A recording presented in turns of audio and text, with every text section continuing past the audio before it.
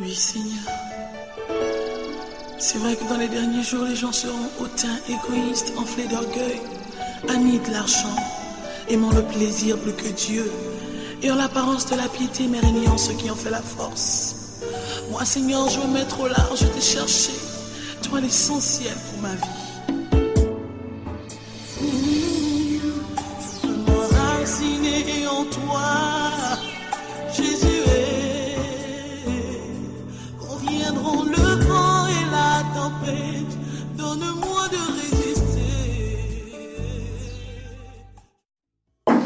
Bien-aimé, la création témoigne à suffisance non seulement de l'existence de Dieu, mais de sa grandeur. Vrai ou faux? Que voulons-nous dire? On n'a pas besoin d'écouter la Bible ou de lire la Bible pour reconnaître l'existence d'un Dieu unique, créateur du ciel et de la terre. En fait, Dieu a mis dans le cœur de l'homme la notion du Dieu suprême. C'est pourquoi vous allez voir aujourd'hui, il y a des grands débats autour de ce qui s'est fait par l'Occident, n'est-ce pas? En défaveur de l'Afrique. Aussi peu que les Occidents ont utilisé la Bible pour nous rouler dans la boue, certains Africains ont dit, ah, dans ce cas nous comprenons qu'il nous faut revenir à nos dieux. D'aucuns ont dit non, mais la Bible c'est la chose des Blancs. Avant que la Bible ne vienne, nous aussi nous avions nos croyances.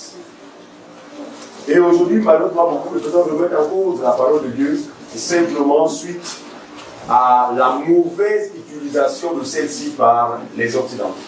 Nous sommes des Africains, nous reconnaissons qu'effectivement, nous avions été roulés. Et heureusement qu'on n'a pas été roulés sur les choses qui concernent le royaume. Attention. On a été roulés sur le plan économique, sur le plan bref. Et là encore, notre espérance n'est pas orientée vers ces choses, parce que nous savons que toutes ces choses auront une fin. Est-ce que vous comprenez ça? Notre espérance est au-delà de cette vie. Alors, donc, Dieu témoigne à suffisance qu'il existe. Pour preuve, avant que la parole de Dieu vienne en Afrique, nous, bien que ne connaissant pas le véritable Dieu, mais la notion de Dieu, du Dieu suprême, nous poussait, n'est-ce pas, vers d'autres dieux. D'aucuns avaient pour Dieu le wiki, d'autres le serpent, d'autres le rocher, bref. Mais c'est cette notion-là qui nous poussait en fait à rechercher quelque chose, n'est-ce pas, ou quelqu'un en qui nous pourrions nous confier. Et c'est ce qui s'est passé. La Bible est consciente de ça, et c'est Dieu lui-même dans sa souveraineté qui a permis que chacun de nous suive sa propre voie. C'est ce qui est écrit. Il dit que nous étions errants comme des brebis, chacun suivait sa propre voie. Donc, regardez, Dieu n'est pas surpris que nous soyons dans cette confusion. En fait, Dieu nous a exposés à cette confusion, suivez-moi bien, en entendant l'arrivée de celui qui allait apporter la lumière. C'est pas ça qu'on comprend. Sans cette lumière, chacun de nous aurait continué à demeurer, aurait continué dans ses croyances antérieures. Vous êtes d'accord avec moi que chacun de nous avait ses propres croyances, liées à notre culture, liées à ceci ou à cela, à nos traditions, d'accord? Mais c'est la lumière qui, en venant dans le monde, nous ouvre les yeux, on se rend compte que nous étions en train d'adorer la créature au lieu de Dieu. Parce que même Satan est une créature. Mais nous l'adorions dans le passé, voyez-vous? Donc la Bible dit, Jésus est cette véritable lumière qui, en venant dans le monde, éclaire tous les hommes. Donc grâce à cette lumière, nous sommes aujourd'hui capables de reconnaître Satan ou de voir Satan dans ses œuvres. Donc quand l'Africain renonce à ces lieux-là, ce n'est pas par rapport à l'Occident. Il y renonce pourquoi? Parce que la lumière a pénétré son cœur. C'est pas ça qu'on comprend. Vous ne pouvez renoncer aux œuvres des ténèbres. Vous ne pouvez tourner le dos aux œuvres des ténèbres si cette lumière ne pénètre en vous. C'est celle qui vous ouvre les yeux et qui vous donne désormais d'appeler bien, bien, mal, mal. Or, avant cette lumière, nous appelions bien, nous étions ceux qui appelaient bien, mal, mal, bien. Ainsi, nous étions dans une confusion, si vous m'avez bien, une confusion mortelle, parce que si la mort nous trouvait dans cette confusion, eh bien, inévitablement, nous devions retrouver le riche dans le séjour des morts. Nous voulons parler d'adoration. Vous savez que le Seigneur nous a appelés premièrement pour l'adorer. Et l'adoration est éternelle, ça veut dire que nous allons continuer à l'adorer après cette vie. Donc, l'adoration ou la véritable adoration. Voilà le thème de ce matin. L'adoration ou la véritable adoration. Donc, on va lire, Genèse chapitre 4. Genèse chapitre 4, s'il vous plaît. Verset 4 au verset 1. Vous savez comme moi qu'après la chute du premier homme, donc Adam, parce que Adam a été le premier adorateur, la Bible révèle une relation particulière avec Dieu au commencement. Donc avant la chute, Adam jouissait d'une parfaite communion avec son Créateur. Mais après celle-ci, si vous m'avez bien, après cette chute, cette relation s'est retrouvée rompue. Ainsi, c'est à partir de là que la notion d'adoration a commencé à connaître la corruption. En fait, l'homme n'était plus capable d'adorer conformément à la volonté de Dieu. L'homme, poussé par Satan qui l'avait séduit, n'est-ce pas, il y a eu une contrefaçon, n'est-ce pas, au sujet de l'adoration. L'homme a commencé à adorer Dieu selon son entendement. L'homme a commencé à se tourner vers la créature pour l'adorer, etc., etc. Fruit de quoi? Fruit du péché du premier homme dans le jardin. Et ce couple, Adam et Ève, ont mis au monde 2 enfants. L'un s'appelait Caïn, l'autre s'appelait Abel. Voyez-vous, la notion d'adoration étant inculquée en eux, quand bien même le péché avait corrompu leur voix, il n'en demeure pas moins qu'au-dedans d'eux, un besoin pouvait s'exprimer. C'est lequel? C'est celui de l'adoration. En effet, Abel et Caïn, n'est-ce pas, manifestant ce besoin, ont adoré. C'est ce que nous allons lire. Genèse chapitre 4, le verset 1 à 5. Genèse chapitre 4, 1 à 5, page 12. Adam connut Ève, sa femme, elle conçut et enfanta Caïn, et elle dit, j'ai formé un homme avec l'aide de l'Éternel. On peut s'appeler d'abord là. Adam connut Ève, sa femme. C'est qui comme ça? Noir sur blanc? Non. Nous insistons parce que vous aurez en face de vous un courant religieux appelé les branhamistes, qui vous diront que, en fait, Caïn n'était pas l'enfant de l'Adam, mais Ève serait allée avec un serpent. Vous avez entendu ces choses, vous les entendrez bientôt. Et soyez aguerris. Ici, on dit, Adam connut sa femme Ève, et puis noir sur blanc. On y va?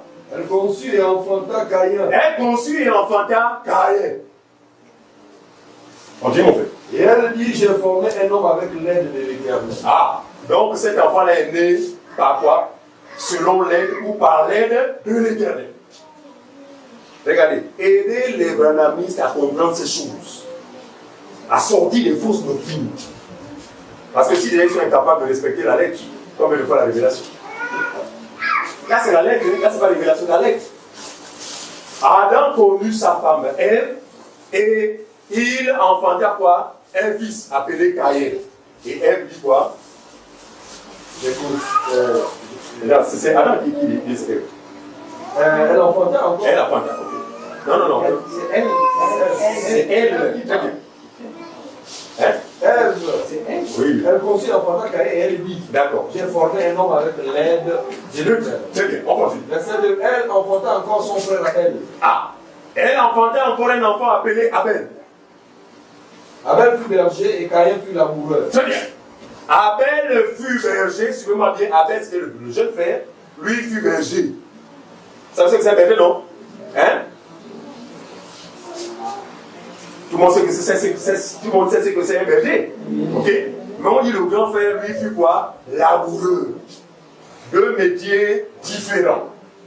Ensuite, verset 3. Au bout de quelque temps, Caïn fit à l'Éternel une offrande des fruits. Regardez, ce que Caïn va faire, c'est quoi? C'est ce qui pouvait se manifester au-dedans de lui. Donc le besoin de l'adoration. Suivez-moi bien. Ce besoin est en tout homme. Mais lorsque la lumière ne vous a jamais pénétré, vous allez malheureusement adorer selon votre convenance, selon votre propre pensée ou selon des influences extérieures. C'est pas ce que vous comprenez. Mais le besoin est réel en chaque homme. Et à un moment de leur vie, effectivement, ce besoin se manifesta et ils firent quoi? Ils firent des offrandes. Les deux frères firent des offrandes. Mais à qui? À Dieu. Sans le connaître. Parce qu'il faut avouer que pendant ce temps, ils sont séparés de Dieu. Ils ne connaissent pas Dieu. Mais cette notion-là intervient et les pousse à adorer Dieu ou à offrir un sacrifice à Dieu. Le sacrifice, la plupart du temps, a rapport avec la libération. On continue. Au bout de quelque temps, Caïn fit à l'Éternel une offrande des fruits de la terre. Oui. Et Abel, de son côté, en fit une des premiers-nés de son troupeau et de leur graisse. L'Éternel porta un regard favorable sur Abel et sur son Très bien. Donc, en ce qui concerne l'offrande, justement, de chacun des enfants, eux offrirent à Dieu quoi? Les meilleurs produits du sol. Donc, Caïn, qui est laboureur, offrit à Dieu les meilleurs, le fruit de son travail. Voyez-vous, quand on est laboureur, le travail des laboureurs n'est pas comparable à celui des bergers. Parce que le berger a affaire à des êtres vivants. Or, le laboureur, bien que les plantes soient aussi vivantes, mais tout dépendantes. Par exemple, pour marcher en ce qui concerne les moutons, vous n'avez pas les soulever. Vous avez besoin de les bateaux, puis hop, vous voyez. Donc, le travail, en fait, qui était celui du laboureur, était un travail vraiment acharné. Il travaillait nuit et jour. Et par reconnaissance, parce que lui aussi, n'est-ce pas, pouvait voir la puissance de Dieu à travers le fruit de son travail. Et par reconnaissance, il va préparer, il va mettre de côté, si vous voulez bien, les meilleurs produits de son travail. En vue de quoi? En vue de les offrir à Dieu. Son petit frère aussi, qui était un berger, lui aussi fit de même. Regardez, ces deux frères sont animés d'une très bonne motivation, parce qu'en effet, Dieu a créé l'homme pour que celui-ci l'adore. Mais regardez, qu'est-ce qui va justifier le fait que les deux frères, pourtant animés d'une bonne motivation, voulant honorer le Créateur, Dieu va se contenter, n'est-ce pas, d'aimer, d'apprécier une seule offrande en défaveur de l'autre. Quand on voit bien, les deux frères étaient animés d'un meilleur sentiment. Ils ne connaissaient pas Dieu, mais quand ils ont réalisé que notre papa Adam et notre mère Ève existent, qui les a créés? Je pense que celui, c'est le même qui nous a créés, par conséquent, nous lui devons quoi? Adoration. Nous lui devons reconnaissance. Donc celui qui va dire que Caïn était animé d'une mauvaise motivation, c'est un menteur. Ici, c'est pour nous amener à comprendre que le tout, ce n'est pas d'avoir une bonne motivation. Il faut bien comprendre ça. Le tout, ce n'est pas d'être sincère. Regardez, il y a des gens qui fréquentent des tombeaux. Je ne parle pas de tombeaux, hein, je ne parle pas des tombeaux des cimetières. Hein. Les tombeaux, ça dit que c'est lieu-là qu'on appelle l'église, mais là où la parole de Dieu est absente. Ce sont des tombeaux. Ce sont des morts. Et lorsque nous le faisons savoir que, écoutez, regardez, ce qui vous est prêché n'est pas correct. Ils disent, écoutez la réponse. Ah, en fait, moi, de toute façon, ce n'est pas moi qui juge, c'est Dieu qui juge. Même si mes conducteurs sont dans le faux, Dieu connaît mon cœur. Dieu sait que je suis sincère. Mais ce qu'il savent, c'est qu'ils ne sont pas les premiers à être sincères. Non, il faut comprendre ça. Ils ne sont pas les premiers à être sincères. Je confirme que Caïn était sincère. Abel, à son tour aussi, fut sincère. Mais le problème, ce n'est pas la sincérité. Le problème, ce n'est même pas la qualité de produit, parce que dans les églises de réveil, on enseigne même que lorsque tu donnes 1000 francs, c'est une moquerie. Je te moque de lui. Voilà. Et il a dit parfois que l'on le jette, n'est-ce pas? Que l'on jette, en fait, qu'on le jette ces pièces-là. J'ai assisté comme ça. Ou en fait, aimer Dieu, ça fait le dîner. Dès que tu descends là, tu te manques de Dieu. Et ils vont plus loin parce que là, ils se mettent maintenant devant les paniers pour voir ceux que chacun apporte. Ils changent même la forme. Voilà, et on a vu qu'au fil des temps, voilà, parce que merci frère, au fil des temps, les choses prennent d'autres proportions. Avant, c'était petite combinaison, non? Et souvent, bon, on n'était pas rigoureux. Même si tu as de la pièce, d'ailleurs, nous, on aimait dans les pièces. Parce que c'est une culture qu'on avait héritée de nos pères là-bas. De l'autre côté, c'est des pièces. Mais dans ces pièces-là, quand on reçoit ces pièces-là, c'est des milliards et des milliards. Donc, ils ont été hypocrites.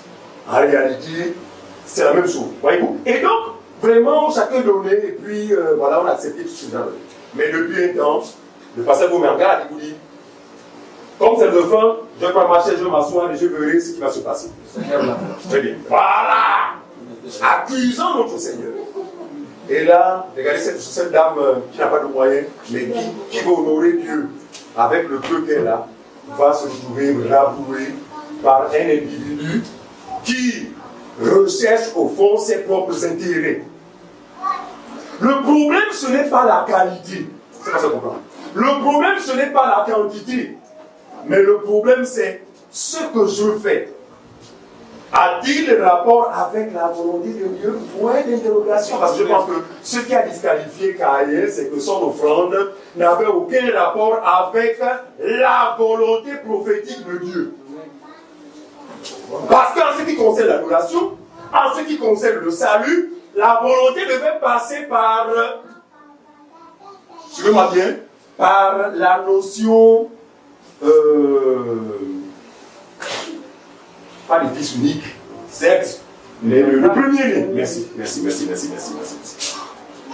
La volonté de Dieu, c'est que Dieu aurait voulu que ce qui allait se faire par Caïn ou par Adam ait un rapport avec la notion de quoi? Du premier-né.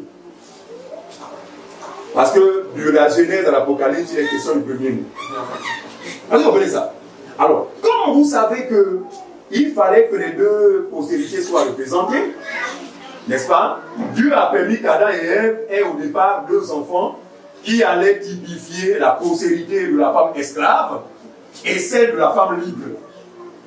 Vous savez que le seul de postérité, une seule est agréable. Ça vous le savez? La même chose s'est reproduite dans la maison d'Abraham. Abraham va avoir deux enfants. Pourtant sortis de ses reins.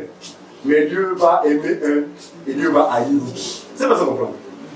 Donc, inévitablement, parmi les enfants d'Adam, un allait faire sa volonté. Mais comme Dieu est celui qui est toujours dans ce qui est faible, en temps normal, c'est Caïn qui allait avoir la grâce, c'est vraiment bien, d'offrir à Dieu l'offrande qui lui est agréable, parce qu'il est l'aîné. Mais Dieu est celui qui est toujours dans la démarche contraire à la pensée des hommes. Et donc, il va renverser la donne. C'est le petit frère, tu vois bien, le petit frère qui, n'est-ce pas, va être agréable à Dieu de par son offrande. La Bible dit, l'Éternel pourtant est le cas sur quoi? Sur Abel et son offrande. Regardez, ce n'est pas d'abord l'offrande comme mentent les faux docteurs. Ils vous disent que non, c'est la qualité de l'offrande qui dispose de cœur de Dieu. Mais c'est la nature de la personne qui dispose de cœur de Dieu. Regardez. Il dit, l'Éternel pourtant c'est le cas sur Abel et sur son offrande. Donc d'abord Abel. Qui était Abel? Abel était un fils de, si vous voulez, était de la postérité de la femme libre. Donc, il n'a même pas été agréable par ses propres œuvres, mais c'est simplement ce qu'il est, c'est pas ça qu'on comprend, qui est fait en sorte que Dieu approuve son offrande. Parce que, regardez, aussi vrai qu'il était de Dieu, il ne pouvait être en désaccord avec Dieu quant à l'offrande qu'il avait donnée à Dieu. Il offrit à Dieu quoi? Le premier-né. Vas-y frère, lis ça. Il offrit à Dieu quoi? L'Éternel porta un regard favorable sur Abel et sur son offrande. Sur son offrande? Mais il ne porta pas un regard favorable sur Caïn et sur son offrande. Caïn fut très irrité et son visage fut abattu. Regardez. Caïn, suivez-moi bien, fut irrité.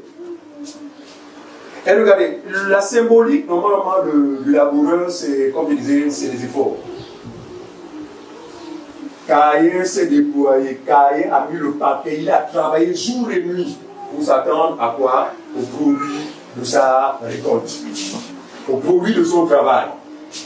Et ici, c'est quoi? C'est la démarche, suivez-moi bien, la démarche qui est celle de tous les fils de la femme esclave, qui vont rechercher la justification par leurs propres œuvres, par la sueur de leur front. Oh, pour être sauvé, il faut que je fasse comme ça. Il faut que je fasse comme ça. Il faut que je fasse comme ça. Mais en pensant ainsi, tu t'éloignes de la volonté de Dieu. Or, lui, le petit frère, c'est simplement assurer que, non, en tout cas, l'offrande reflète ce que je suis. Parce que dans ces choses-là, suivez-moi bien, il était le petit frère.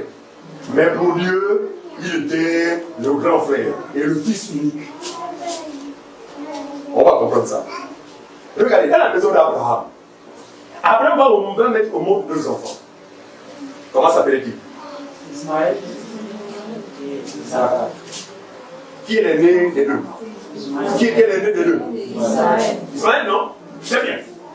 Mais regardez, quand Dieu va regarder la maison d'Abraham, Dieu, pourtant l'enfant est dans la maison d'Abraham.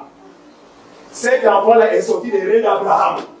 Mais Dieu ne va avoir les regards portés que sur Isaac. Pourquoi? Parce que Isaac, suivez-moi bien, naquit selon la promesse et l'autre naquit selon la chair. Regardez. En temps normal, Dieu parlerait au pluriel. Mais il va dire à Abraham, prends ton fils unique. Ah. Au moment du sacrifice, il va dire Abraham, oui, prends ton fils unique. Offre-le-moi en sacrifice. Oh. Alors que dans les faits, Abraham a un premier enfant appelé Ismaël. Pour lui quoi? Quand Dieu se passe d'un enfant alors qu'ils sont 2, quand Dieu lui soit aidé, c'est parce que lui, ce qui l'intéresse, c'est quoi? C'est la postérité dont descend cet enfant. Ce n'est pas une affaire d'âge. Mais de quelle postérité es-tu? Donc, ce qui a fait la force de l'offrande d'Abel, c'est parce qu'il était certainement de la postérité de la femme.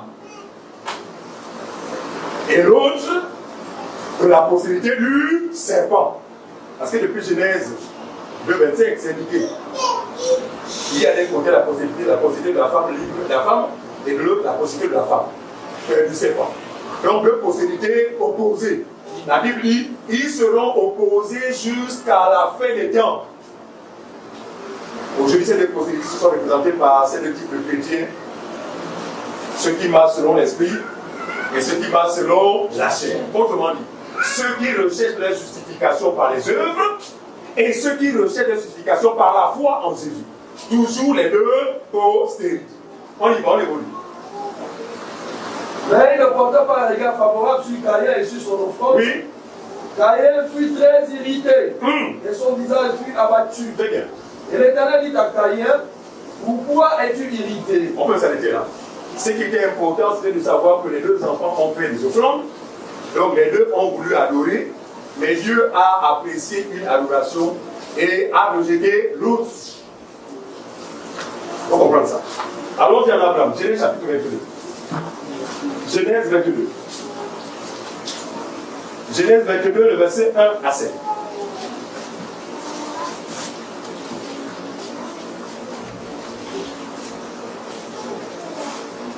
Genèse 22, verset 1 à 7.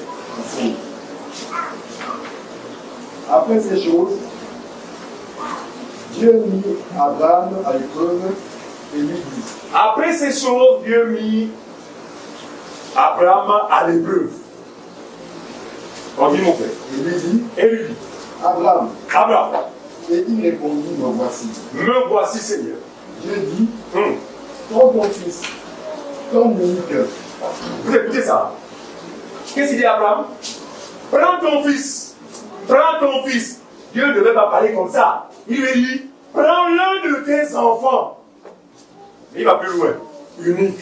Or, nous savons qu'en dehors d'Isaac existait déjà Ismaël, qui naquit avant Isaac. Prends ton fils unique. C'est qui comme ça? Est-ce que Abraham avait un fils unique?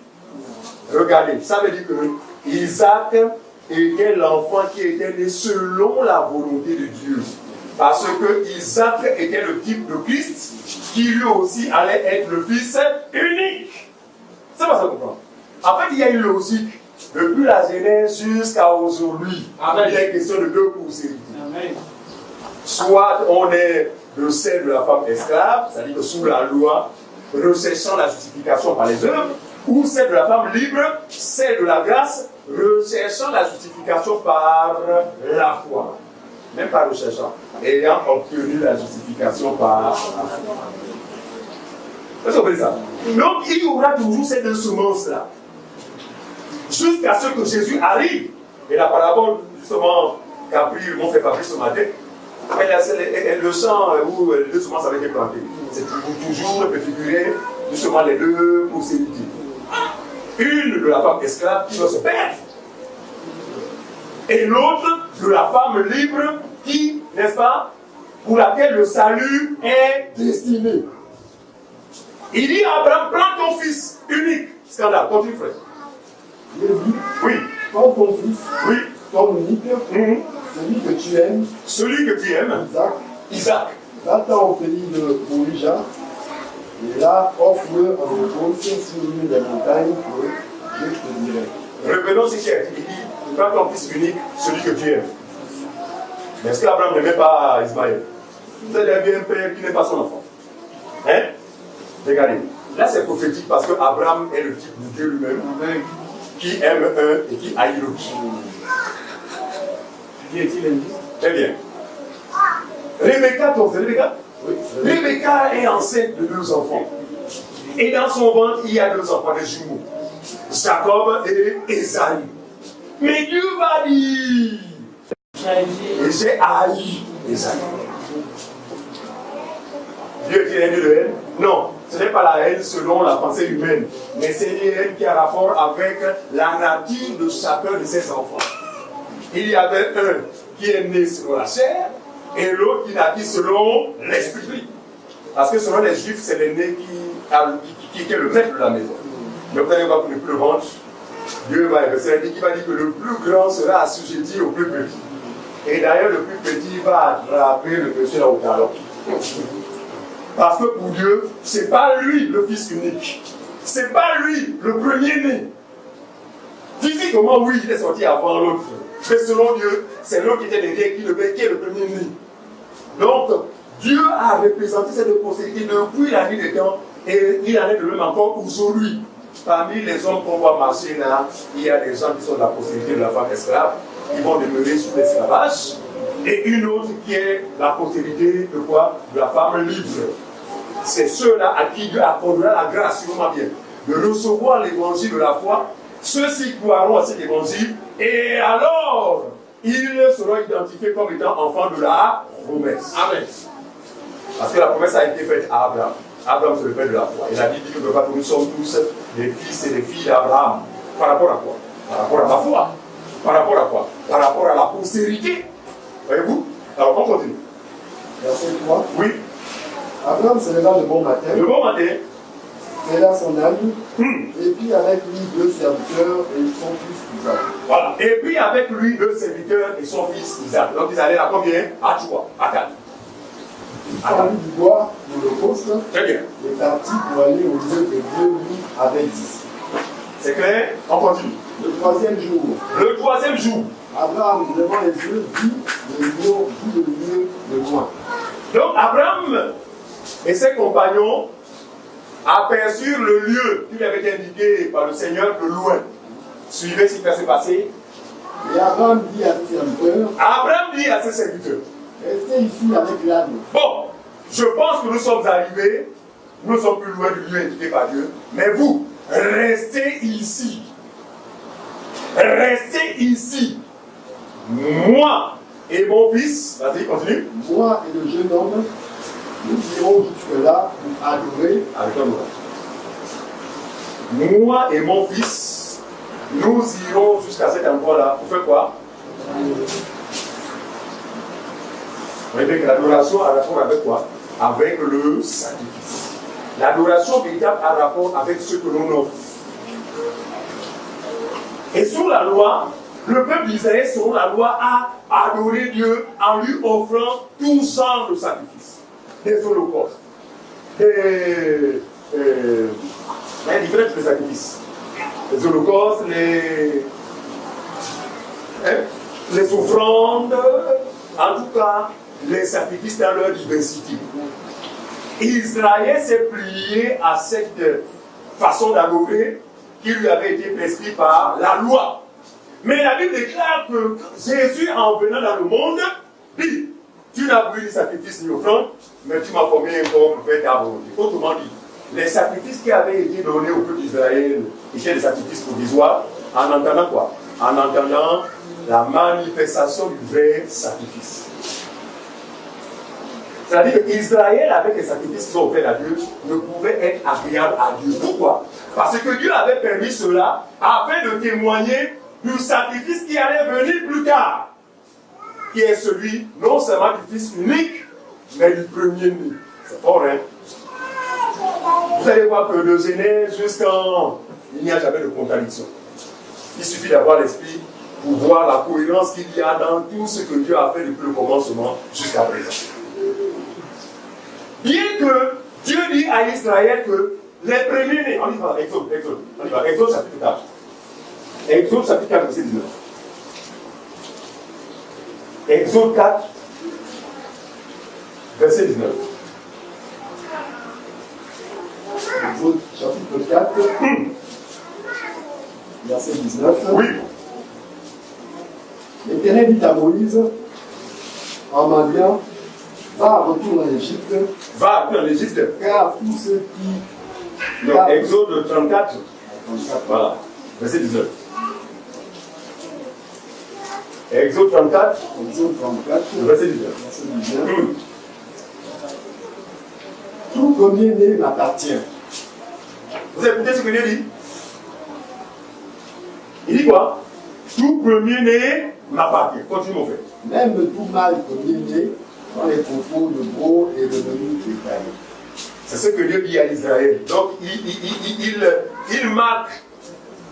il marque cette action. Enfin, il marque ce fait. Il dit que Israël, écoute l'Éternel ton Dieu, tout premier-né m'appartient.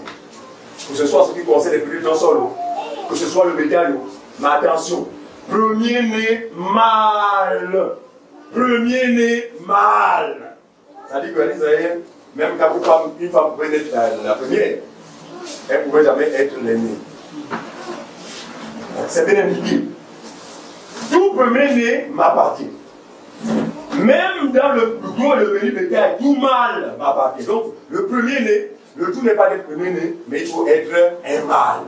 Donc, un homme, un garçon. Amen. C'est pourquoi vous allez voir que Abel, qui était le premier-né selon Dieu, fut un garçon. C'est pourquoi vous allez voir Isaac, qui en été fut le premier-né dans la maison d'Abraham, fut un garçon. Ça veut dire que si les faits l'ont témoigné, le vrai premier-né aussi devait être un garçon, mais aussi premier-né, le premier à sortir dans le ventre d'une femme. Et ça se produit Luc chapitre 2. On y va. Luc chapitre 2, non Matthieu. Non, Luc chapitre 2. Luc chapitre 2.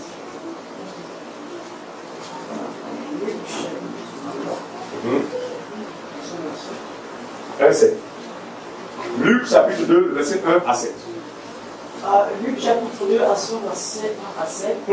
En ce temps-là parut un édit de César Auguste, ordonnant un recensement de toute la terre. Donc un roi appelé César, un roi très influent, qui ordonna quoi? Un recensement. On continue. Ce premier recensement eut lieu pendant que Quirinius était gouverneur de Syrie. Tous allaient se faire inscrire. Tout le monde allait se faire recenser, se faire Chacun inscrire. dans sa ville. Chacun dans sa ville. On continue. Joseph aussi monta de la Galilée, de la ville de Nazareth, Oui, pour se rendre en Judée, dans la ville de David, dans la ville de David. appelée Bethléem, parce qu'il était de la maison de la famille de David, Voilà. afin de se faire inscrire avec Marie, sa fiancée, Voilà. qui était enceinte. Très bien. Pendant qu'il était là, Pendant qu'ils sont venus pour le recensement, le couple le temps où Marie devait accoucher arriva. suivez-moi bien. Le temps où Marie devait accoucher arriva à la même période de recensement. Suivez-moi bien, Marie n'avait pas encore mis au monde un enfant. Mais Dieu va respecter la démarche qui a été la sienne depuis la première alliance. Continue mon frère. Et elle enfanta son fils, premier-né. C'est qui est écrit? Et elle enfanta son fils, premier-né. Ah, pas sa fille. Premier-né. Son fils. Vous voyez bien que la promesse a rapport avec non seulement le sexe de l'enfant, mais également quoi? La position de premier-né. C'est pourquoi il a dit à Moïse là-bas que tous les premiers-nés sont à moi. Mais quand il le dit, c'est par rapport à Christ en réalité. Tu vas comprendre. Parce qu'il fallait que la réalité soit imagée au fil des temps. Comme ça, lorsque les temps d'accomplissement allaient arriver, les gens allaient avoir le témoignage de ce que l'ombre aurait annoncé. Amen. Donc Jésus ne naît pas premier-né par hasard. Il n'est pas un mâle, un garçon par hasard, simplement pas conformément à la parole prophétique. Suivez. Dès qu'il est né, étant l'objet de la véritable adoration, il y a même des sorciers dans le soif d'adoration qui ont vu des choses que tout le monde ne pouvait pas voir. Continue. Verset 7. 7. Verset 7. C'est bon? C'est bon? Continue. Elle l'emmaillota et le coucha dans une crèche, Très bien. parce qu'il n'y avait pas de place pour eux Très bien. dans l'hôtellerie. Oui. Matthieu 2. Matthieu 2. Matthieu 2, 1 à 2. Matthieu 2, verset 1 à 2.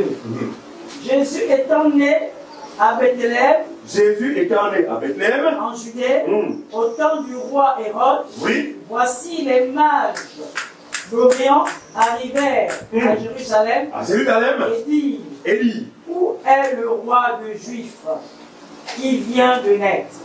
Car nous avons vu son étoile très bien. en l'Orient et nous sommes venus pour l'adorer. Comprenez ça?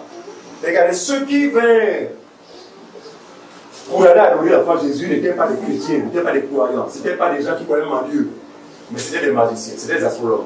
En fait, des gens qui pouvaient lire les événements à travers les astres. Vous comprenez bien? Mais comme il est question du maître de l'univers, ils ne pouvaient qu'avoir des signes.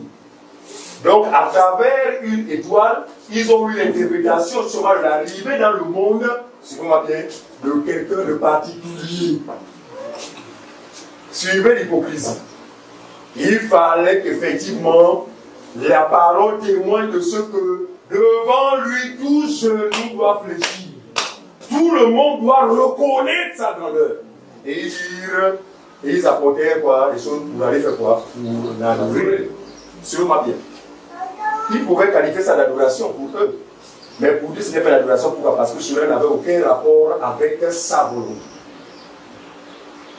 Qu'est-ce qu'ils ont apporté, vas-y frère? La myrrhe. Le roi Hérode, nous sommes venus pour l'adorer. Oui. Le roi Hérode, ayant appris cela, Oui. fut troublé et tout Jérusalem avec lui. Ah. Il assembla tous les principaux sacrificateurs et les scribes du peuple, et il s'informa auprès d'eux où devait naître le Christ. Il lui dit à Bethléem, en Judée, car voici ce qui a été écrit par le prophète. Verset 11. Oui. Ils entrèrent dans la maison, virent le petit enfant, et avec Marie sa mère, se prosternèrent et l'adorèrent. Se prosternèrent et l'adorèrent. Ils offrirent ensuite leur trésor. On veut dire que l'adoration a tout rapport avec quoi? Avec l'offrande. Il faut que tu apportes quelque chose pour adorer, selon l'ombre, selon l'ancienne alliance. Alors, vous allez voir le verset 5, le verset 8. Lui-même, le roi Hérode, va aussi désirer aller voir cet enfant aussi pour l'adorer. Pour dire quoi? Tous les rois de la terre reconnaîtront. C'est pourquoi il est appelé roi des rois. Parce que, en essayant de méditer, je ne sais pas pourquoi, mais qu'est-ce qui pouvait déranger un roi suffisamment établi qui va être troublé par la naissance d'un petit enfant? Pourquoi? Parce que vous savez qu'en général, les rois, ça vous savez, non? Le céleste, c'est que vos personnes. En général, ce sont les occultistes. Vous comprenez ça? Ils pouvaient pressentir comme les mages, comme les astrologues, que l'enfant là, non, il n'est pas un simple enfant. D'où son projet plus tard de faire quoi? De faire tuer tous les mâles. En le faisant, il est inspiré par Satan. Satan ne fait quoi? Effectivement, en tuant tous les mâles, il est possible que cet enfant-là soit parmi ces mâles. Mais Dieu étant celui qui, lorsqu'il dit quelque chose, n'est-ce pas, l'accomplissement doit suivre. Et vous avez vu que Dieu m'a managé ça de sa manière, juste pour épargner le petit Jésus. Pourquoi? Parce que selon le dessein de Dieu, ce n'est pas un roi qui veut le tuer. Selon le dessein de Dieu, il ne veut pas mourir bébé. Il avait une mission, c'est celle de parler à ses frères les Juifs. Une mission, c'est de passer par la croix. Mais comment la pensée humaine qui vient fabriquer le Satan va inspirer le roi à vouloir mettre fin à sa vie? Cela ne pouvait pas se faire. Vous comprenez ça? Les choses de Dieu sont des choses préétablies. C'est un plan préétabli. Et qui doit forcément, qu'on le veuille ou non, s'accomplir. Ce que sa bouche dit, mais il a parlé par les prophètes, c'est la première alliance. Les prophètes ont parlé de cet enfant-là. Les prophètes ont parlé de sa mort. Comment une pensée humaine peut-elle faire obstacle au plan de salut? Vous avez vu que Dieu a managé ça. L'enfant a survécu alors que des milliers de pauvres enfants innocents moururent. C'est terrible ce que ça fait. Alors, Hébreux chapitre 1. On va lire ça. Donc jusque-là, l'adoration a rapport avec quoi? Avec ce que l'on offre. Le tout, ce n'est pas d'offrir un sacrifice, mais s'assurer que le sacrifice ou ce que j'offre à Dieu a rapport avec sa volonté. Ce qui donna à Dieu d'exaucer ou de prendre encore de l'offrande d'Abel, ce n'est pas Abel. C'est parce que non seulement il était un enfant né selon la promesse, mais également la qualité de son offrande qui avait rapport avec la volonté de Dieu. Parce que cette offrande remplissait les deux critères de base. Lesquels? Premier-né, et puis quoi? Mâle. Premier-né, mâle. Très bien. On y va. Hébreux chapitre 1, verset 6. Hébreux 1, 6. Lorsqu'il est introduit de nouveau dans le monde, le premier-né. Ah! Lorsqu'il est introduit de nouveau dans le monde, le premier-né de qui parle le terme hébreu? Jésus, non? Lorsqu'il est introduit de nouveau, parce que c'est pas une affaire nouvelle, parce que depuis l'ombre là-bas, la notion de premier-né était entretenue. Mais lorsqu'il est introduit de nouveau dans le monde, le premier-né, vas-y, vous faites, il dit que tous les anges de Dieu l'adorent. Amen. Il dit quoi? Que tous les anges de Dieu l'adorent. Donc c'est Jésus qui est finalement quoi? L'objet de la adoration. Regardez. Nous vivons une génération tellement ignorante que Satan inspire au point de renverser en fait les vérités spirituelles. Ils ont fait de l'adoration des chants. Oh, moi j'aime bien l'adoration là. On a déjà parlé comme ça. Moi, j'aime beaucoup les l'adoration. Et puis, ils ont une définition d'adoration qui est la leur. L'adoration dans l'église des hommes, c'est quoi? C'est le chant lent. Je ne sais pas de ce que moi je sais. Hein. Je suis un pionnier à ce niveau-là. Et puis, ils ont collé à la louange les chants so. Oh, quand les musiciens commencent à aller à la douceur, chacun commence à donner ses yeux. C'est le cas de nous. En fait, là, il est question simplement d'être victime de vos émotions. Voilà. C'est pourquoi la lumière vient à l'église afin que les vrais croyants sachent ce qu'on appelle adorer. Et dans cette façon de faire, vous ne pouvez être agréable à Dieu. Mais pourtant, vous êtes sincère. Regardez, les mamans pleurent. Tellement sincères, elles pleurent même dans ce qui est constant pour l'adoration. C'est bien. C'est bien. Cette maman est sincère. Non, cette maman, non, elle est sincère. Le problème, ce n'est pas la sincérité. Le problème, c'est quelle est la nature de ton adoration. Est-ce que ton adoration a rapport avec la volonté de Dieu? Point d'interrogation. Parce que ce qui importe à Dieu, c'est quoi? C'est ça? Au fil des temps, on comprend que Dieu n'est pas sentimental. En fait, comme nous on pensait que Dieu agissait à cause de nous, comme je suis sincère là, comme je suis sincère, Dieu me fait la grâce. Dieu ne marche pas selon les sens humains. Dieu a une volonté à laquelle l'homme doit s'obliger. Très bien. Et cette volonté passe par quoi? Par sa parole. D'où la nécessité d'être enseigné. Regardez. Si aujourd'hui les gens prient selon leur entendement, font des choses au nom du Seigneur sur l'entendement, pourquoi? Parce qu'effectivement, ils n'ont pas l'enseignement du Christ. C'est pourquoi vous avez des gens qui disent, oh, je lance le feu à X. Je lance le feu. Bon.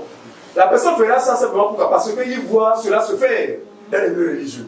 Mais aucun ne se soucie de savoir que dit la parole de Dieu sur ce sujet. Lequel des croyants avant nous a lancé le feu à Satan, a lancé le feu aux ennemis? Personne. En ce qui concerne les ennemis, c'est le maître éclair, on dit quoi? Priez vos ennemis, il a plus loin. Aimez vos ennemis. Voilà. Faites du bien même à vos ennemis. En agissant ainsi, qu'est-ce qui se passe? Vous êtes en train d'amasser en fait des charbons sur le tête. Autrement dit, en fait, en agissant ainsi, ils sont exposés à ma colère. Amen. Jésus n'a jamais dit que pour chasser un démon, il faut envoyer le feu. Il est clair dans sa parole. Vous chasserez les démons. Regardez, souvent ce qui se passe, c'est que Satan, parce que lui c'est quoi? Lui c'est de s'assurer que ce que vous faites, bien que vous le faites avec les bonnes dispositions, n'ait aucun rapport avec la volonté de Dieu. Là, il est content. Il va vous distraire en vue de quoi? De vous maintenir dans cette ignorance. Quelqu'un dira, oh mais tu dis que le feu, on n'a pas assez fait, mais moi, quand je vous délivrer quelqu'un, comme si cela était possible. Donc, les gens parlent vraiment des choses. J'ai déjà pu délivrer quelqu'un. Est-ce qu'un homme peut délivrer notre homme? Non. Seigneur Jésus. Et puis il a suffi que je lance le feu. Et le mot qui vient commencer à dire, oh, on se brûle. Satan est rusé. Le père du mensonge. C'est un séducteur. C'est encore lui qui organise ça. Pour te garder dans l'ignorance. S'assurant que dans cette ignorance, tu n'es pas agréable à lui. Donc, bien entendu, il y aura des résultats. Donc, nous ne remettons pas en cause.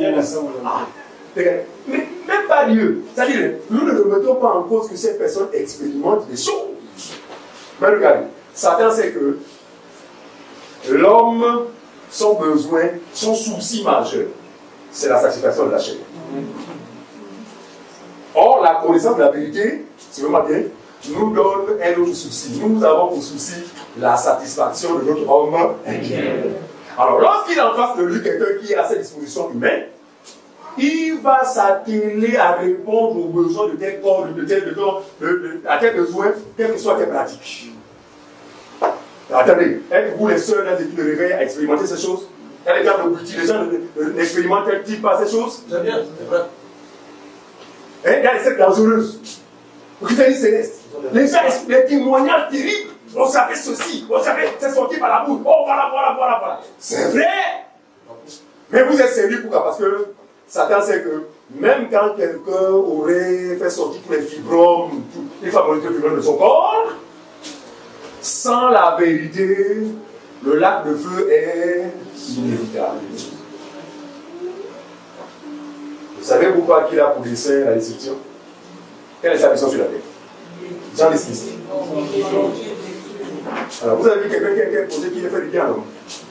Ça veut dire qu'à travers ce que tu vas concevoir comme étant le bien, il y a un mal qui est bien cassé.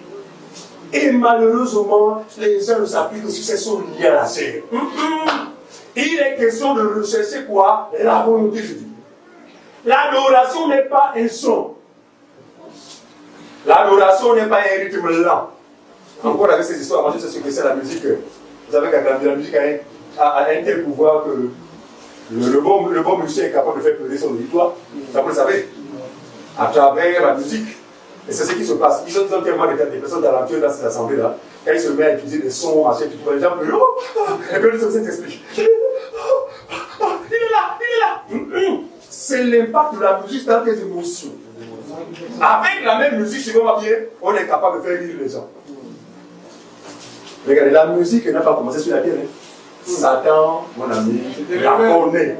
Et c'est lui qui était assis entre les tambourins. Souvent, suivez, à la perfection. C'est pas comme nous, oh, c'est la terre d'accord. Donc, c'est son domaine. Il connaît.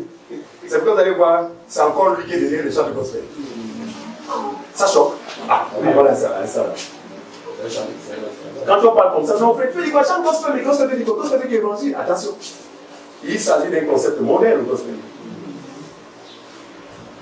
Aussi bien que l'adoration n'est pas rattachée à les chants, on n'établit aucun rapport avec les chants. Nous ne mettons pas non plus en cause le chant, parce qu'il y a des assemblées, effectivement, attention, il faut le signaler, qui pour eux, ils sont dans un respect aveugle de la prétendue doctrine de Christ, ou même, il ne faut pas associer à la réunion des saints un piano, parce que c'est le péché. C'est pourquoi? Parce que les apôtres, on avait utilisé un piano. Et nous, on l'envoyait comme même. Lorsque les apôtres allaient le faire avec les livres, utilisaient-ils des véhicules? Pourquoi? Parce qu'ils n'ont pas la révélation. Le problème, ce n'est pas le piano. Le problème, c'est ce qu'on va découvrir. C'est-à-dire qu'il faut d'abord être soi-même un sacrifice. En fait, tout commence par là. Regardez, vous aurez beau chantonner tous les chants possibles. Seigneur, je t'adore. Et d'ailleurs, les gens pensent que c'est oh, je t'adore. Pour eux, c'est l'adoration. Dieu te regarde, ok. Ça, c'est ce dont tu entends de moi. Recherche ma volonté en ce qui concerne l'adoration. Et ils ont développé tellement d'attitudes hypocrites. Quand ces chants-là la jouent, c'est pour d'abord seulement des personnes à genoux, ne mourent même le sol. Donc là-bas, lorsque vraiment l'intensité de la musique, vraiment. Non. C'est-à-dire que tout le monde est plongé dans les émotions. Oh, suivez-moi bien. Les choses de Dieu, on n'associe pas les émotions. Ce dont on a besoin de se lever, c'est quoi? C'est l'esprit. Pas d'émotion. C'est pourquoi celui qui a le don de parler en langue ne fera jamais en transe. En étant en transe. Parce qu'il n'est pas question d'émotion. Celui qui parle en langue étrangère est conscient d'une chose, c'est qu'il est en possession d'un don. Et que ce don, selon l'enseignement de Christ, a publié quoi? L'édification. A-t-il besoin d'être en transe? Il exerce naturellement. Vous comprenez ça? Non, on a assisté cette émotion. Et c'est là que tu vois les fautes, les mamans possédées par les démons, les esprits des autres. Pendant ce climat ce climat mélancolique, voilà, lié à Dieu est là. Madame, qu'est-ce que tu nous apprends? N'est-ce pas normal que Dieu soit en plus de les ces enfants? Qu'est-ce qu'il y a pas de nouveau? Mais comme tu vois, personne n'examine, tout le monde s'est venu, personne n'examine, parce que la prophétie doit être examinée. On a vu ça dimanche dernier, n'est-ce pas? Quand quelqu'un prophétise, l'église doit se taire pour examiner la prophétie. Parce que aussi Satan peut utiliser quelqu'un pour dire des choses qui n'ont rien à voir, des choses qui ne peuvent pas nous construire, mais qui peuvent nous détruire. Dès ce moment-là, l'église doit être attentive. Mais quand personne examine, ah, Dieu, il est là. qui nous apprend, non, c'est que Dieu est à nous, il est encore là où mon peuple est détruit pour de connaissances. On y va. On y va, là, c'est 6, hein? Ok. Hébreu 1, 6. Donc, on veut prendre le verset pour nous prévenir par le fil. Oui, suivez. Et lorsqu'il introduit le nouveau dans le monde, le premier-né, donc Jésus, il dit que tous les anges de Dieu l'adorent. Que tous les anges de Dieu l'adorent. Vous connaissez l'erreur que Jean a voulu commettre, non?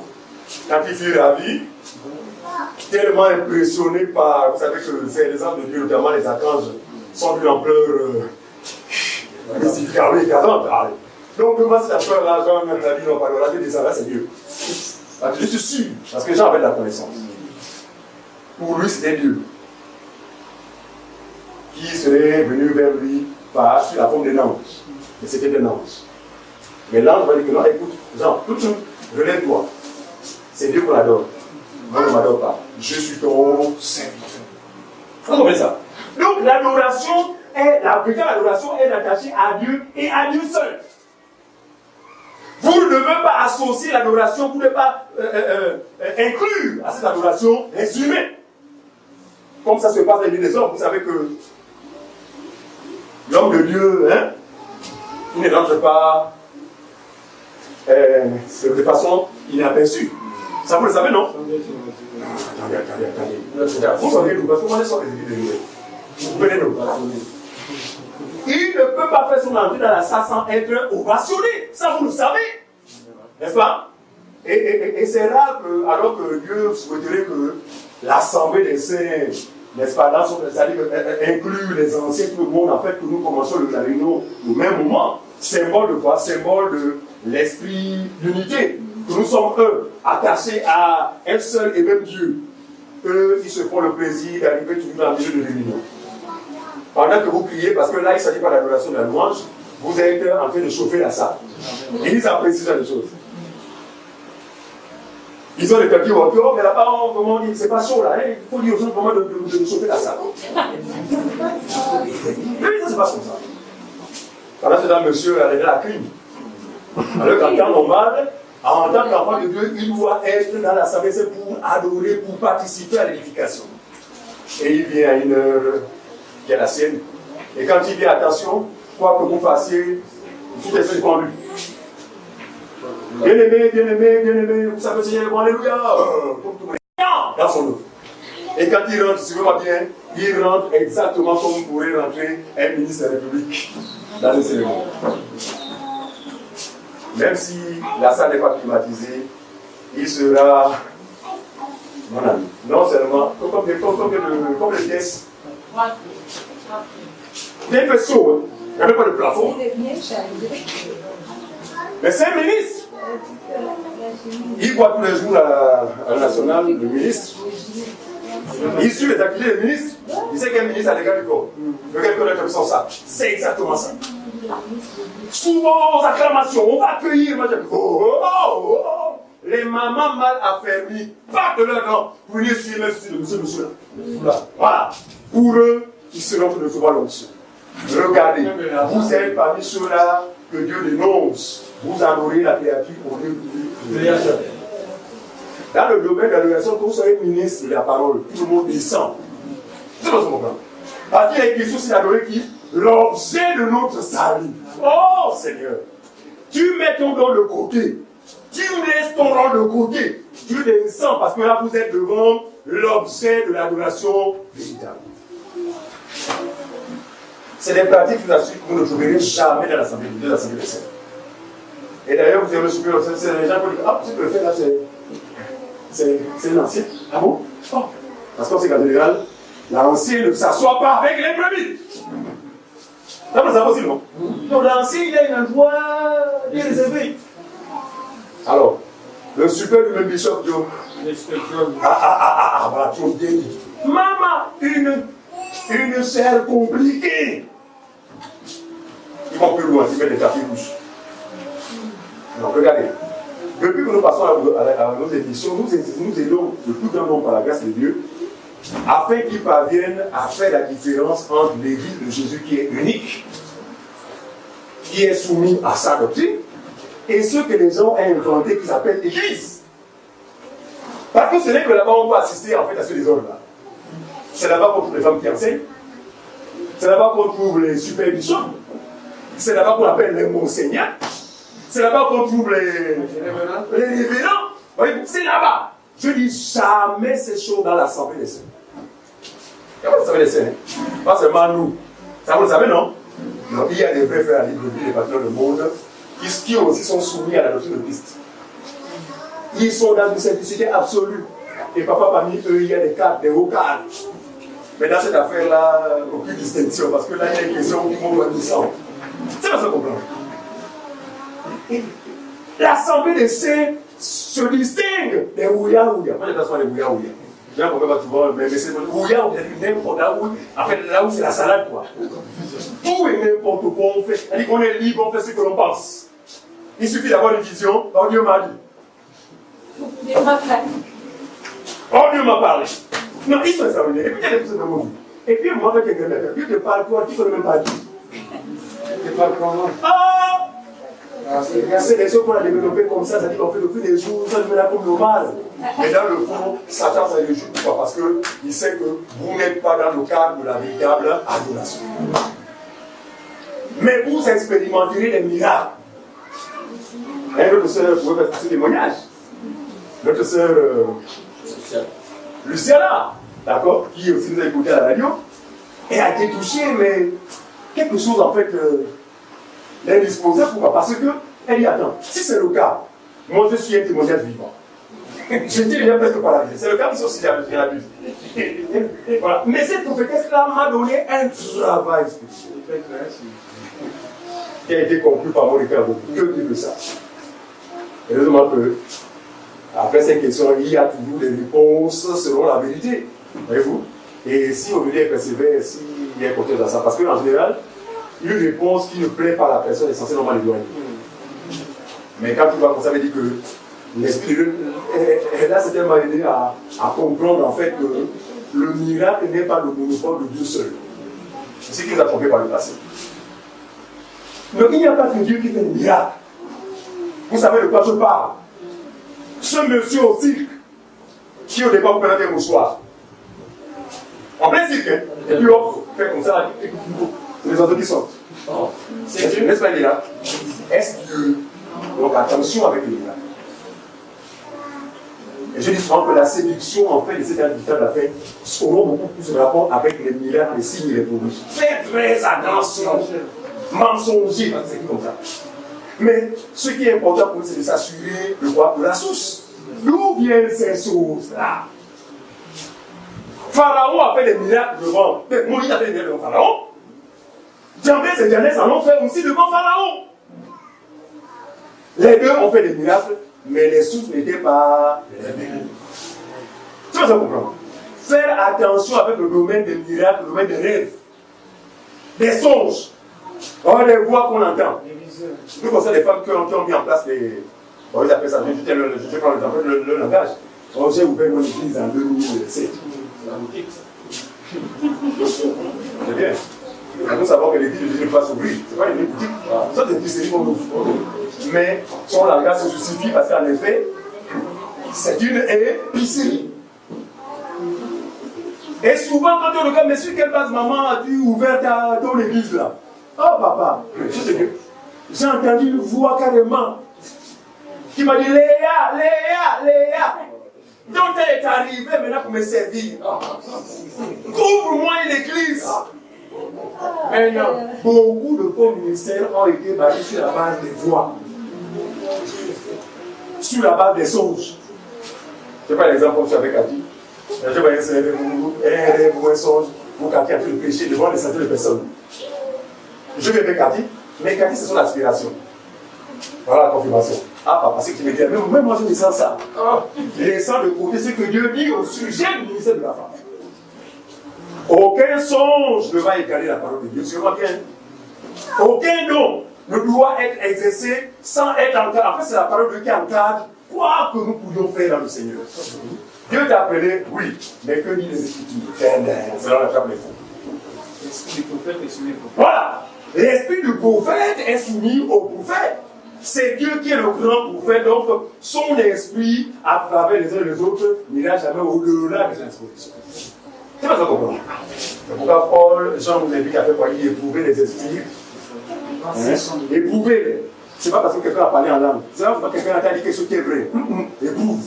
Mais on éprouve sur la base de quoi? Maintenant, quand il n'y a pas la parole, qu'est-ce qui va se passer? On m'amène au bassin. Le bassin qui est, c'est vrai. Pourquoi? Parce qu'il n'y a pas ce qui te permettra de faire la part des choses. Alors, Jésus maintenant qui est le premier-né, autant marqué, ayant l'âge indiqué pour commencer son ministère, lui va se prononcer sur le domaine de l'adoration. Suivez-moi bien. Jean chapitre 4. Jean 4. Jean 4, le verset 20 à 27. Jean 4, verset 20 à 27. Nos pères ont adoré sur cette montagne. Oui. Et vous dites, vous, que le lieu où il faut adorer est à Jérusalem. Tout le monde connaît cette histoire, non? Jésus rencontre la femme samaritaine.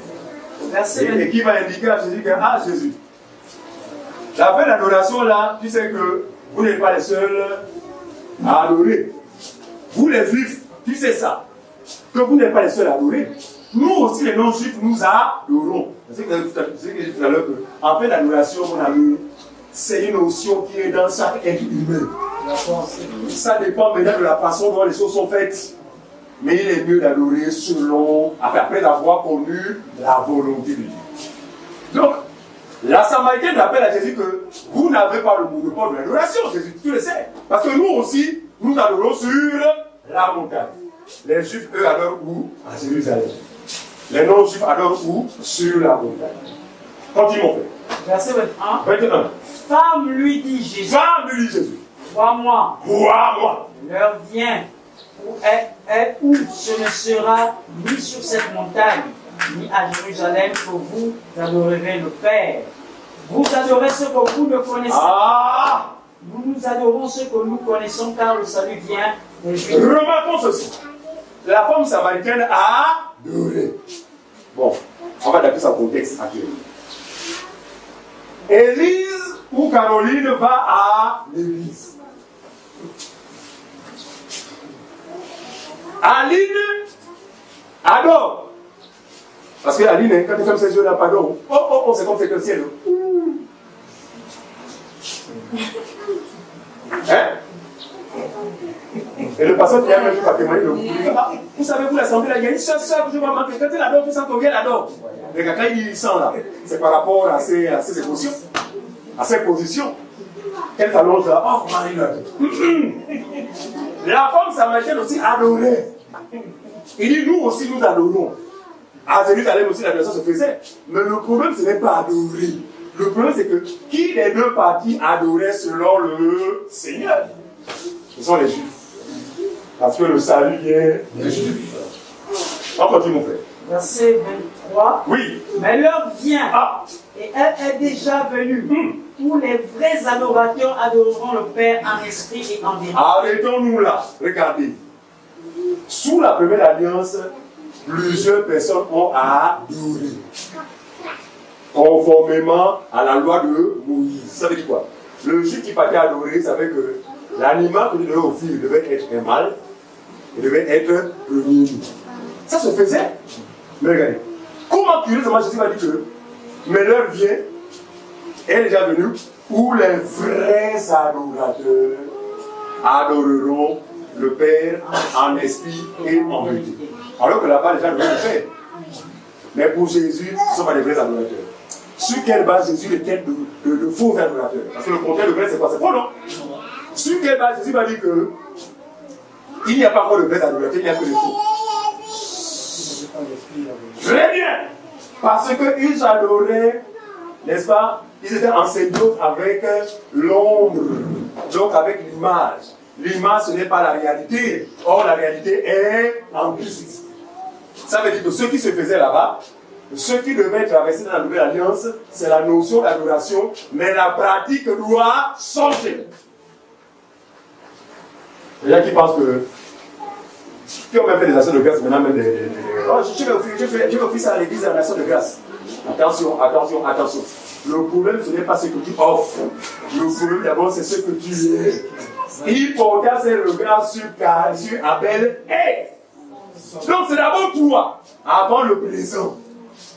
Paul nous rapporte que dans la première église, ceux qui, n'est-ce pas, manifestaient la libéralité, c'était d'abord donné eux-mêmes. Ah, merci Seigneur. Vous avez compris.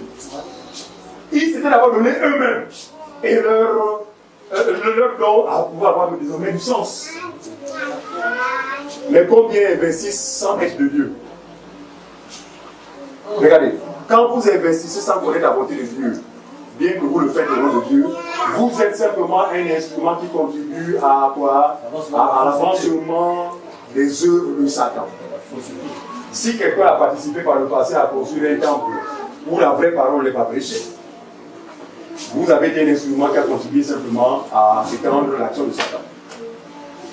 Si quelqu'un a investi dans la vie des pasteurs, au point où il est venu au départ à Babouche, lui ne vous met en VX, carrosse, vous avez contribué à quoi? À l'œuvre de Satan. C'est pourquoi c'est bien de donner, mais c'est mieux de connaître d'abord la volonté de Dieu. Et sur cette base, voilà, vous donnerez parfaitement. Amen. Vos dons seront devant Dieu. Amen. Est-ce que tu me comprends? Nos pères ont dessus la montagne et vous dites que le Dieu de ça, c'est écrit, l'heure vient. Elle est déjà venue. Où les vrais adorateurs adoreront le Père en esprit. Si vous regardez bien, ce n'est pas avec grand E, mais avec petit E. Jésus a dit quoi? L'adoration sous la première alliance était beaucoup plus charnelle, matérielle. Il fallait quelque chose de physique. Là, maintenant, l'adoration va pas une autre dans la nouvelle alliance. C'est l'expression d'une. L'expression intérieure. Voilà. Et cela a rapport avec quoi? Avec l'expérience liée à quoi? À votre foi en Jésus, qui symbolise, vous êtes mort avec Jésus. Vous êtes ressuscité avec Jésus, par conséquent, vous êtes un sacrifice vivant, saint, agréable. Romains chapitre 12, verset 1. Romains 12, 1. Vous avez tout terminé. Romains 12, verset 1. Je vous exhorte donc, frères, par les compassions de Dieu, à offrir votre corps comme un sacrifice vivant. C'est ce qu'il écrit. À offrir quoi? Votre corps. Donc le problème, ce n'est pas d'abord ce que vous donnez, c'est d'abord vous-même. Qu'est-ce que vous êtes devenu? Parce que regardez, beaucoup de personnes ont profité justement de la faiblesse de la chair pour vivre dans un désordre injustifié en tant qu'enfant de Dieu. Je dis non, vous savez, la chair est faible. Il y en a qui enseignent même que, mon frère, de la même manière, l'esprit vit de la parole de Dieu, la chair aussi vit du péché. Donc laisse la chair se satisfaire de sa nourriture. C'est une fausse doctrine. Nous la dénonçons. Dieu est conscient que nous vivons dans une chair qui accuse beaucoup de faiblesse, je veux moi dire, mais grâce à l'expérience liée à sa mort et à sa résurrection, je veux moi dire, la Bible dit, nous ne pouvons plus être esclaves du péché. Cette faiblesse, mais nous ne mènerons plus jamais une vie semblable à celle que mènent les inconvénients. Pourquoi? Parce que désormais nous avons le pouvoir sur le péché. C'est ça qu'on comprend. Mais quel est ce chrétien qui est sauvé par la grâce mais est toujours esclave du péché? Il y a un problème. Ça veut dire que son expérience là est une expérience douteuse. Allez lire ça chez vous, lisez chez vous Romains chapitre 6, lisez tout le chapitre, vous comprendrez comment le compte encore ce que l'apôtre a dit. En fait, expliquer que le croyant, après cette expérience, doit dire avant j'étais comme ça, mais je me rends compte. Mais c'est une œuvre qui viendra d'où? Qui viendra de ce que tu as mangé. Voilà. Regardez. Merci Seigneur. Quand Jésus attaque les pharisiens, beaucoup de personnes pensent que Jésus, en fait, était contre les bons œuvres. Faux, je suis désolé. Ils avaient une apparence de piété non admirable. Et Jésus ne pouvait s'opposer à cette apparence. Mais ce qui impliquait Jésus, c'est que, si on va bien, ces choses-là n'avaient aucun rapport avec l'intérieur. Voilà le problème en fait. Parce que s'il faut baser sa vie sur la piété, il n'y a pas que les chrétiens qui sont pieux. D'accord avec moi, non? Vous pensez les gens, enfin même musulmans, mais corrects. Ah oui! Les maçons. Voilà les maçons, ah oui! Je connais les maçons, même son habillement, on a dit tout le blanc. Irréprochable. Regardez, ce n'est pas ça. Or, Jésus, ce que je vais dénoncer à ce genre, il va lui dire, votre problème c'est que l'intérêt est pour vous. Mais, vous semblez manifester à l'extérieur quelque chose de bien. Moi, je vous conseille de faire quoi? De nettoyer premièrement l'intérieur de la coupe afin que l'extérieur soit. Qu'est-ce que Jésus voulait dire? Votre piété doit être le fruit de la parole que vous écoutez jour après jour. Et non le fruit de la morale. Parce qu'il y a des gens qui pensent que l'évangile c'est la morale. Tu as tellement été bien éduqué par tes parents, mais ce n'est pas étonnant que tu sois irréprochable avec quelqu'un de bien. Mais c'est une piété qui n'est pas sanitaire parce qu'elle est le fruit de quoi? De l'éducation de tes parents. Or, la piété qui est salutaire, c'est celle qui est produite par l'effet que produit la parole dans le cœur de l'homme. C'est pas ce qu'on comprend. Enfin, si c'est moi depuis là, vraiment, j'essaie de laisser le cabas, je n'arrive même pas. Quelqu'un m'a appelé comme j'étais là, je sais que quelqu'un m'a appelé chez mes ici. Mon frère vraiment dit que je veux bien céder Seigneur comme mais c'est le cabas qui m'embête.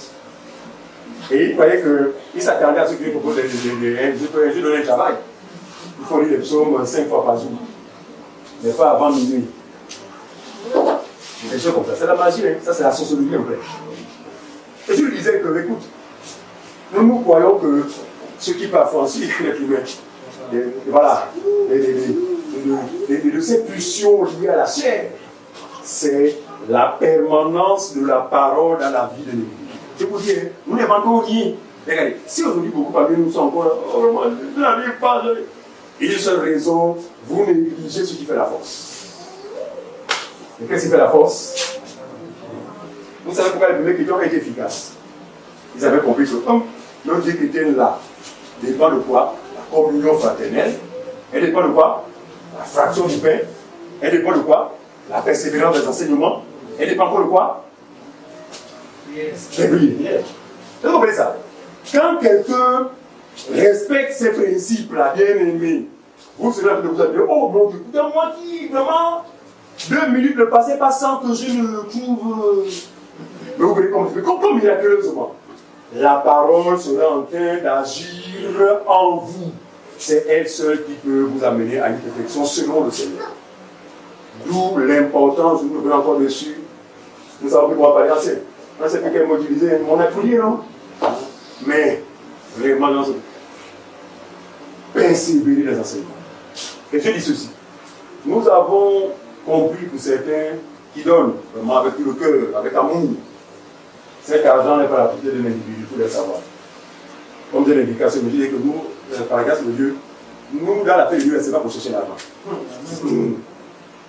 Parce que nous sommes conscients que l'argent et l'eau de Dieu ne font pas bon ménage. Jésus l'a dit. Il dit que vous ne pouvez servir de maître à la fois. Vous finirez par haïr un. Et puis aimer l'autre. Puis nous, on est conscients de ça. Comme les apôtres l'étaient. Par conséquent, on ne peut pas entretenir cette affaire la boue de l'argent. Donc l'argent qui est donné par les uns et les autres, bien aimé, c'est pour nous tous. Vous comprenez ça?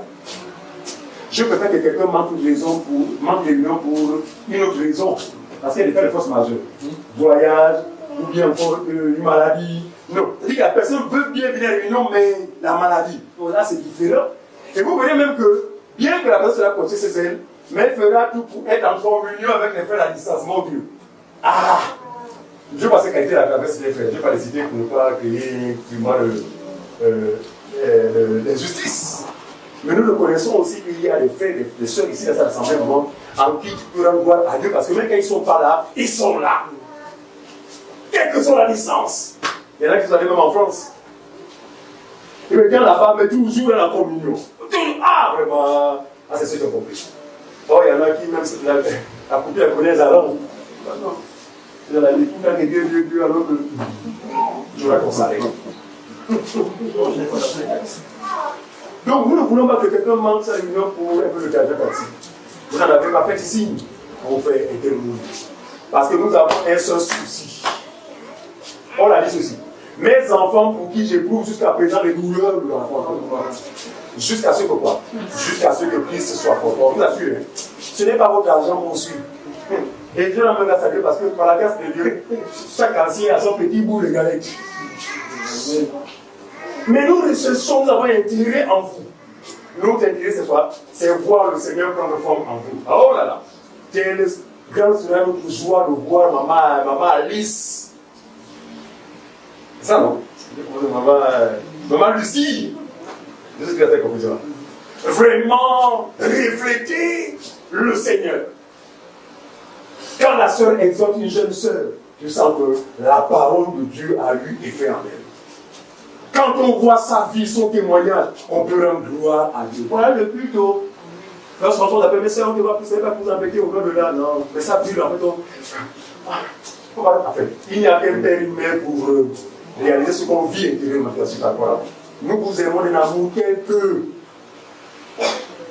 Mais ce qui brûle à nous, c'est quoi? C'est vous voir former. Parce que nous, on n'est pas éternels, ça vous le savez. D'accord? Mais l'enseignement vient de façon à rendre chacun de nous autonome.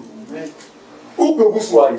Vous êtes appelé à aller en voyage, aller en vacances, machin. Mais la semence doit continuer à vous maintenir parce que sans elle, avec les influences, vous ne serez pas différent des gens de l'autre côté. Est-ce que vous comprenez ça? Vous voyez que la parole de Dieu habite abondamment en vous. Terminons avec ça. Hébreux, chapitre 12, le verset 28. Donc, quand Jésus parle de vrai adorateur, il fait allusion à la manière dont l'adoration s'est faite sous la première alliance. Elle était faite sur la base des sacrifices physiques et tout ça là, donc, mais des sacrifices qui n'ont jamais plus lieu. C'est pourquoi vous allez voir là, Hébreux chapitre 10, le verset 5, qui dit que c'est pourquoi Christ entrant dans le monde dit Dieu n'a voulu sacrifice ni offrande, mais tu m'as promis un corps pour faire ta volonté. Donc, le sacrifice qui allait être agréable selon le plan de Dieu, c'est celui du Fils unique. Le premier-né, mâle. C'est ce sacrifice-là, selon bien, qui allait introduire le peuple de Dieu dans la véritable adoration. Donc, avant que tu fasses tes yeux pour dire, oh, si je t'adore, il faut d'abord que tu aies d'abord le Fils en toi. C'est le Fils en toi qui donne du sens à tout ce que tu vas faire. C'est pas ça qu'on comprend. Le problème, ce n'est pas la musique. Le problème, c'est celui qui fait la musique. Quelle est ça, la vie? Voilà. Non, mais ça. Non, le problème, ce n'est pas les chants. Encore là, les chants, vous savez que nous sommes imposés de rigueur. Nous filtrons les chants.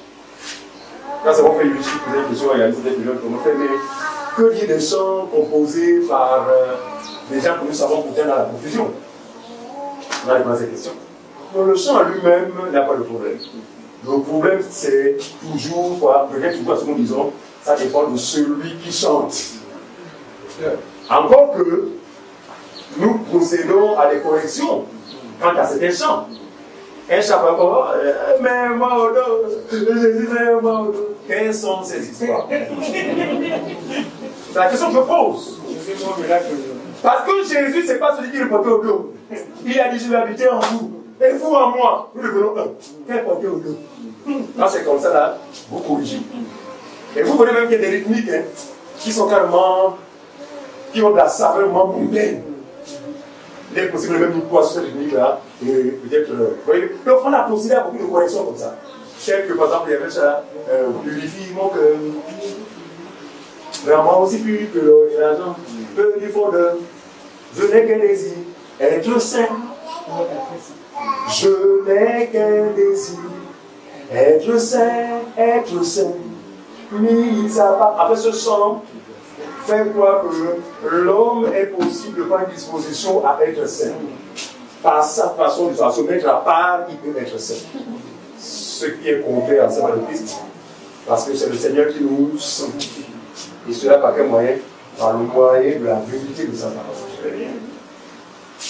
C'est là qu'on comprend. Donc vous aurez affaire à beaucoup de chants comme ça. Il y a des chants même sans matière, dès que rythmés, vous n'allez plus jamais les écouter parce que l'Esprit de Dieu en vous dit que c'est comment le monde. C'est comment le monde. Regardez, il fut un temps pour les anciens. À l'époque des Pentecôtes traditionnelles, à l'époque, des pédalis traditionnels d'avant là. Je vous assure, Le mondain avait du mal même à chanter, à danser sans déjà qui était dans le bar. Hein? Il fut un temps. Non pas qu'il ne peut pas danser, mais il y avait comme une crainte qui disait, ah, la chanson de Dieu, là c'est pas le bolo, là c'est le Dieu, pas dans le bar. Mais aujourd'hui, remarquez, tout ce que produisent les gospels là, mon ami, dans les bars, quelqu'un me voulait, oh Jésus, voilà, ça montre que c'est un chant qui a été composé pour le monde. Parce que le monde n'aime que ce qu'il y a. Est-ce que vous comprenez ça? C'est pourquoi par la grâce de Dieu, nous connaissons que parmi les talents, il y a que les noms de chant. Mais vous allez quand même la chanter selon le Seigneur. Amen. Sur la base de quoi? De la doctrine de Christ. C'est-à-dire que quand quelqu'un écoute votre chant, la personne est enseignée, édifiée. Comme si on lui faisait l'évangile. Pourquoi? Parce que vos chants ne vont jamais s'éloigner de ceux qui enseignent la parole. Vous n'entendez jamais sur vos chants. Jésus a un numéro de téléphone. Voici le numéro portable de cet esprit. Ils sont tellement charnels qu'ils amènent ceux de la chair dans le de Dieu. Ils sont allés plus loin. Parlant de Jésus qui serait un cube magique. Quand Jésus est mon cube magique, c'est qui met la sauce. C'est quoi ça? L'homme spirituel qui a un langage lié à sa nature. Quand vous êtes l'homme spirituel, votre langage va refléter ce que vous êtes. Et si vous êtes mondain, cela va se démontrer. Que Dieu bénisse sa parole et qu'il nous garde dans la foi. Enraciné en toi, Jésus est. Quand viendront le vent et la tempête, donne-moi de résister.